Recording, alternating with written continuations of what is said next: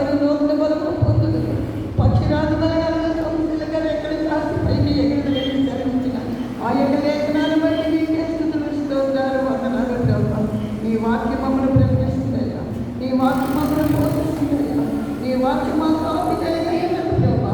నీ వాక్యం మా పాదములకు దీపమైంది కాబట్టి నీ వాక్యానుసారంగా నేను స్త్రీలైన వారిని నడుచుకోగల పర్యాలు వారిగా ఉండటానికి సహాయం చేయమని వాక్యం అందించిన స్త్రీలైన వారిని మమ్మల్ని బలపరిచి దృఢపరిచి స్థిరపరిచి ఎవరంతా ఇంకా ముందుకు కొనసాగేటప్పుడు సహాయం చేయమని వాక్యం అందించిన ప్రజలందరినీ దీనికి పాట పాడేవారిని వర్తింప చేయమని ఈ మా ప్రార్థన